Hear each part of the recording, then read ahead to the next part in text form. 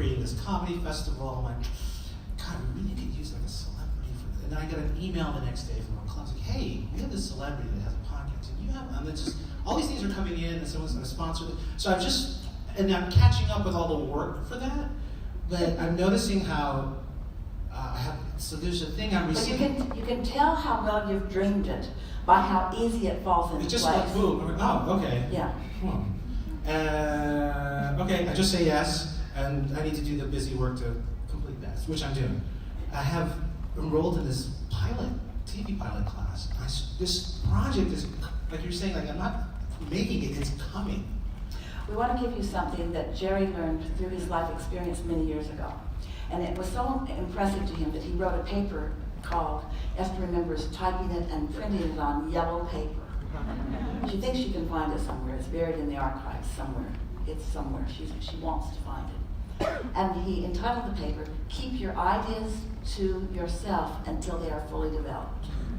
And all that is another way, the title we would give it now is, once you've let yourself dream it, keep the dream alive before you explain it to anybody else. We trusted you here today with Esther's dream. In other words, it's fully enough developed that you can't doubt it or think it's silly enough or whatever. In other words, there's no risk of getting in the way of it. You see. But you can tell when that is. Right now it's like, okay, And there's a tendency to want validation from other people who will say, oh yes, that's a good idea.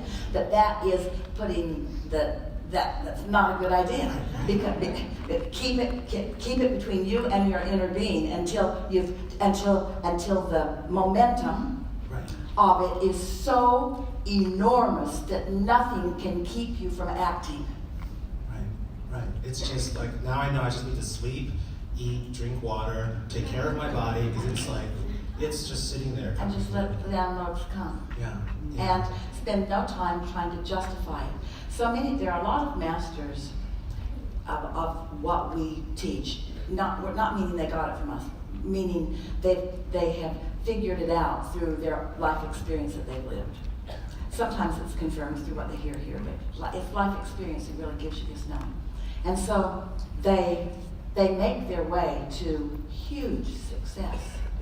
And then there's a mass of people that want to hear from them how they did it. And they always change the story to make it fit with the audience that's asking. Because the audience doesn't want you to say, oh, it came so easy to me. I quit working. I just laid around.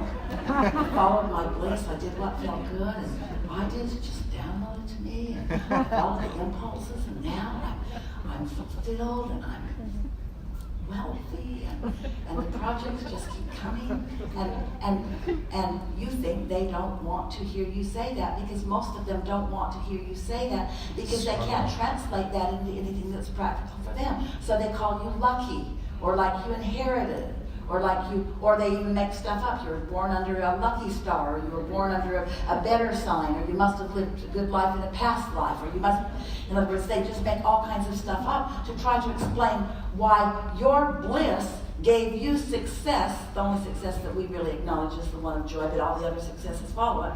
But how did you get such success without struggle or sacrifice? People have a hard time hearing that. And if you are a presenter to the world and you're sensitive to their feeling that way, you will fall into the trap sometimes of telling them the story that they want to hear. Well, it's probably true. You probably did do a whole lot of struggling when you were step one. Right. Oh yeah, but your struggle is what caused you to do a lot of your creating, but you didn't let any of it in until you stopped struggling. Right, I'm doing nothing now and it's all coming. Well, you can say you're doing nothing. Well, I did all the work to get and maybe out you of the are doing nothing, but we want you to notice the difference between being a being and being a doing. I'm a human being, not a human doing. So doing nothing is just fine. Being consciously aware of what you're offering vibrationally, being aware of what you're emanating, being aware of the vibrational relationship between the vibration of your inner being, who is pure vibration with no resistance, and where you are in relationship to that. So it isn't that I'm doing nothing. In other words, translate it this way. Speak it this way to yourself and anybody who you think is up to speed enough to hear it. What are you doing these days? I'm focusing. What do you mean? Well, I'm isolating really good feeling thoughts. Sometimes it's a memory, sometimes it's just something that I'm projecting into the future, and sometimes it's just something that I'm observing. But I'm focusing on things that feel the best to me, and I'm calibrating myself to that feeling. So it's like I'm tuning the guitar, but the guitar is me, and I'm tuning it to the harmonics of all the best things. And most people say, oh good, where are we going to have lunch? Because they can't go further into that conversation. But if they want to go further in that conversation, they say, what do you mean? And you can tell that it's a sincere question, and maybe they're in the receptive mode and they might hear. You could say, I can feel the futility of the struggle and the offness of sacrifice and self-deprecation. And so I'm reaching for, I'm looking to focus on things that are beautiful, things that feel beautiful, things that are fun, things that feel good, things that are uplifting, things that feel big, things that feel powerful. And usually, in fact, especially at first when I got onto this, I had to be real general about it. And I discovered that the more I stepped back from the details, the more I could find those feelings. And then I just got hooked on it. I just got addicted to the power of feeling good. And then I came to understand that I was hooked on feeling good. And that caused me to calibrate to vibrations that were powerful for me. If I care about feeling good, then I calibrate to a resistance-free vibration, which means it's a source thought. Doesn't that make sense? And so, but when you try to calibrate by trying to think the thought that you think your inner being is thinking, you get lost in that.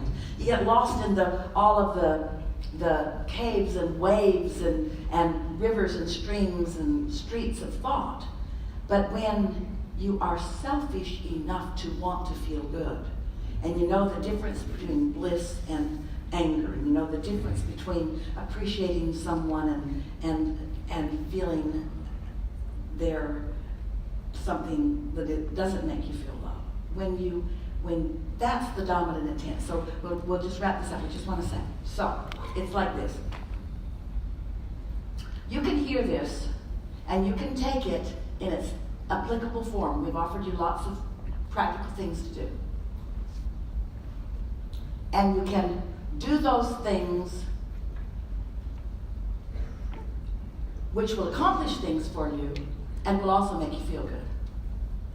So you could take away from this discussion, yeah, I'll learn these techniques so that I can have my sports car, and so that I can have my empire, and so that I can have my lover, and so that I can create my media.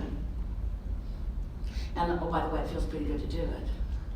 Which is not the approach that we're asking you to take. We don't want the project to be the motive. We want the feeling good to be your motive.